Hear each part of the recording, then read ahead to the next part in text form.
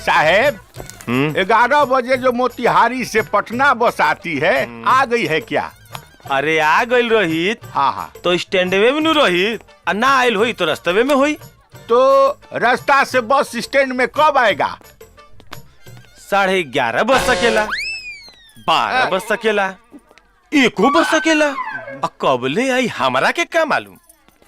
तो नहीं मालूम है तो यहाँ कथील बैठा है बप्पा का लोढ़ुआ लेने? अरे भाई रास्ता में कहीं पंचर हो सकेला, इंजन सीज हो सकेला, ट्रैफिक जाम हो सकेला। हमारा के नहीं खे मालूम। एक काम करो, ढेर हमरा से जिन बतियाव, जा होने बैठा आ इंतजार कर। जा जा। बस से तो अच्छा हमरा ऑटो रिक्शा है, टाइम से जहाँ जाओ जहाँ आओ। साला कुत्ता कहीं।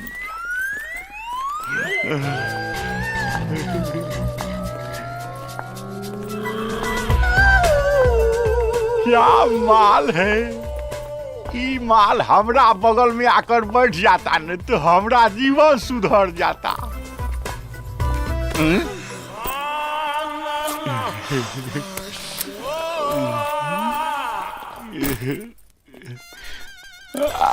अरे बाप क्या होठ है, ऐसे कितना भाग्यशाली है, दोनों होठ के बीच में मजा मार रहा है। सेव के जगह अगर हम रहते तो कितना मजा आता। अरे बाप रे बाप। खैबा का? नहीं ला खा ला। अरे वाह क्या टेस्टी है, बहुत मीठा है। सच में इतना मीठा बाका? बहुत बहुत। आप जो काट के दिया है ने इसीलिए इसका मिठास बढ़ गया है। अच्छा ठीक बा, सुना तने हम बाथरूम जाता नहीं। अच्छा हमार बैग के ध्यान रखिया। हाँ हाँ आप निफिकिर होके जाइए ना, हम है ना एठा। Thank you. हम है ना, आप जाइए ना निफिकिर। अर्जुन आने वाला है, हे भगवान उसका बस थोड़ा और लेट हो जाता ने तो हम उस लड़की को जरूर पटा लेते। Thank you. इट्स ओके।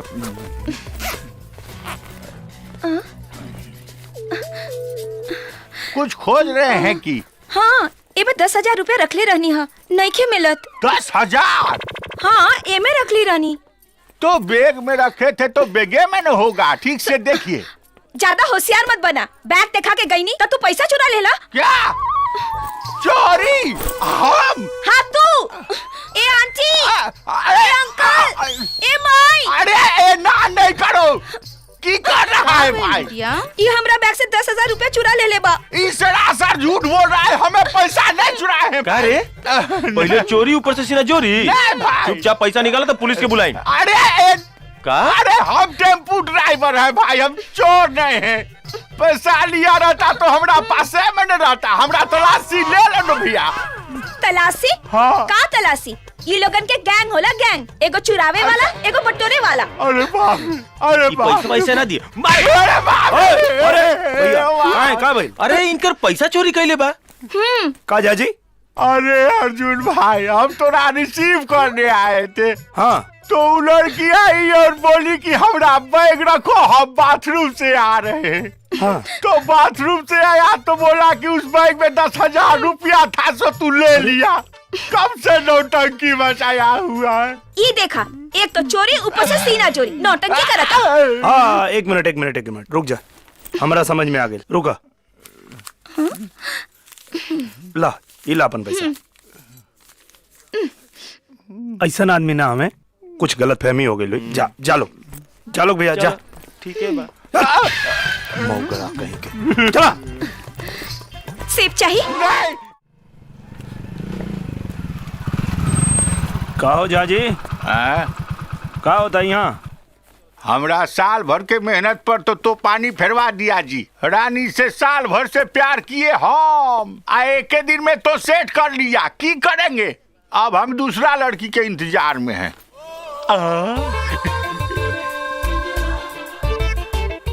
आज हम आई लव यू बोल देंगे। ए जाजी है ऐसा मत करा, ये लड़की के चक्कर में मत पड़ा। काहे? हमके एक पर शंका लगा था। शंका? हमरा तो तोड़ा पर शंका लग रहा है जी। आज हम तोड़े को बात नहीं मानेंगे। कुत्ता कहीं का, हमरा बर्माड नहीं खराब करो, बदमाश कहीं का। Excuse me. Yes. I love you.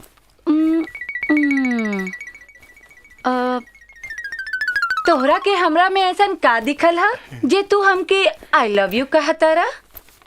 कारी कारी नैना, हाय पतली कमर, गुलाबी होठ और मिस इंडिया वाला फिगर दिखा है इसलिए बोले। ओह आई सी। अच्छा एगो बात पूछी? आप पूछिए ने। आपके पास बड़ा बंगला तो होई ना? नहीं है। अच्छा कार तो होई? नहीं नहीं नहीं। अच्छा बैंक बैलेंस तो होई? नहीं। अच्छा जेब में 1000 रुपया तो होई? नहीं है। 500 तो होई? नहीं है। तो हमरा में काला नैन, गुलाबी होठ, मिस इंडिया वाली चाल दिखता, लेकिन हम ही लंगूर में का देख के प्यार करी बोल? हमरा पास सोना का दिल है। तोहरे पास जो ये सोना के दिल बा ना, तो ओके ऐसे मोड़ के कूड़ेदान में डाल दा, बुझला? और आइंदा कॉलेज के आगे पीछे मंडरेला ना तो तोके काट दे, मार दे। फुट यहाँ से, फुट, भाग, हट।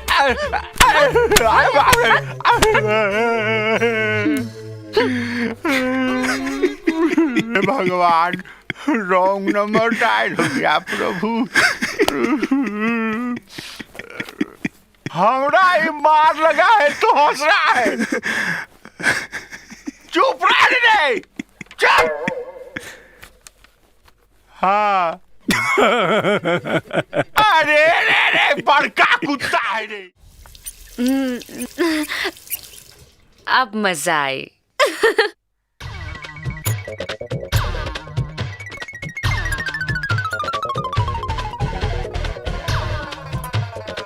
ए झाजी।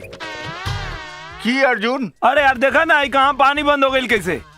अरे हम अभी देख के आते हैं नीचे अरे से। खाली देख के मत यहाँ, एक बाल्टी पानी ले ले यहाँ, आँख में लागता। ठीक है। जल्दी तो नहीं रहे। अरे जहाजी आँख फूट जाई तब आई बका। हाँ ले आया पानी। अरे ले इला ताई, आँख में साबुन लगल बता, नहीं डाल दे, पानी डालो ऊपर से। अरे आँख में न लगा है, पीठ में न लगा है। लाओ, पीठ में भी हम लगाते हैं। अरे पीठ में लगावे की जरूरत नहीं है पहले। ओहो पनिया डाला ना महाराज, पीठ पर तो लग गल बा, चला बहुत बा। अरे अरे अरे अरे बुलाओ तहार अथवा लड़की लेखा काहे लगता हो? अरे तोरा के छूते ही हमारा हाथ लड़की की तरह लग रहा है तो हम क्या करें? हैं?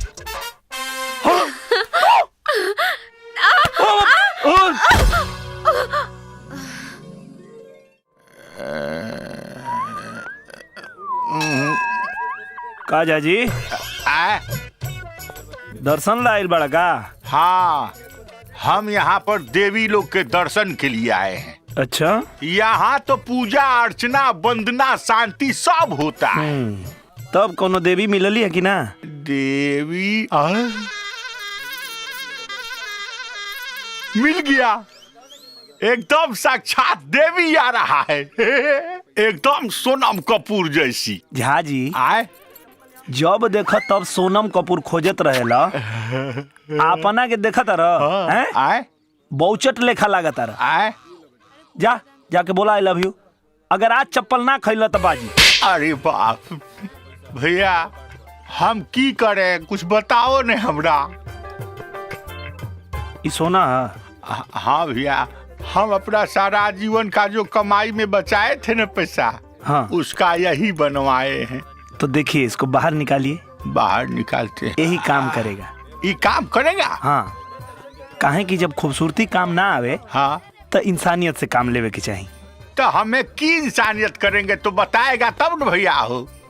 इसको सोनम कपूर के आगे फेंक दीजिए। फेंक दे। हाँ, अब उठा के सोनम कपूर से पूछिए अच्छा ई तोहार है, तो समझेगी कि तू ईमानदार आदमी हुआ। अच्छा है ना? हाँ जा।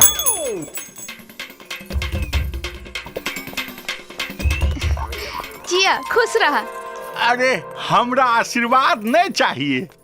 अच्छा ये अंगूठी आपका है क्या? हाँ ये हमरे अंगूठी है। हाँ? पक्का? एकदम पक्का। ठीक से देखिए ने। अरे हाँ, हमार बॉयफ्रेंड हमके गिफ्ट कैले रहन। अच्छा रउआ कितना अच्छा इंसान बानी, बहुते साफ दिल के बानी। रउआ के बहुत बहुत धन्यवाद। भागला बेटा अर्जुन, ना तो आज झांझी ना छोड़िए। अर्जुन भी गया, सोनम भी गया, हमरा सोना भी गया। हो भगवान। का भइल, यहाँ काहे रोक दला? ए ओने देखो ने। अर्जुन आखिरी बार ट्राई करते हैं। हमको लगता है ना कि इस बार आई लव यू का जवाब ये लड़की आई लव यू में दे देगी। ए बाबा, हमको तो लगता है कि आपको नहीं जाना चाहिए। इस लड़की को छोड़ दीजिए। हमरा तो लगता है कि तोरे संगत छोड़ दे रे। हमरा बर्बाद नहीं खराब करो, कुत्ता कहीं का। तोरा तो एकटा मिल गया है तो जब देखो तब ड्रीम में घुस के गन आगाते रहता है। हम की डोला है बाबा जी के घंटा। Excuse me. Yes. I love you. I love you too. क्या है ने कि हमरा पहली दफा कोई लड़की आई लव यू बोला है।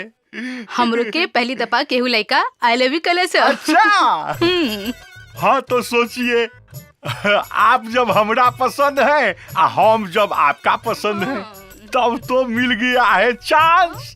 तो शुरू करो ने रोमांस। रोमांस खातिर रउआ परमिशन लेवे के पड़ी। परमिशन? हाँ। किससे? उ जे खड़ा बाड़े वो बहुत ही बढ़िया आदमी बाड़े, वो तरह के परमिशन दे दी है। दे देंगे? हाँ। अच्छा ठीक है। हाँ हाँ सर नमस्ते। नमस्ते। का बात बा? बात है कि वो लड़की है ना, वो हमरा से बहुत प्यार करती है और हम भी उससे बहुत प्यार करते हैं। अगर आपका परमिशन मिल जाएगा ने तो हम लोग दोनों आदमी मिलके उलाला उलाला उलाला उलाला करेंगे। अबे हमरा बीबी से हुलाला करबे? बीबी? हाँ बीबी। मार लत खोर के, यही लायक है। मार और मार।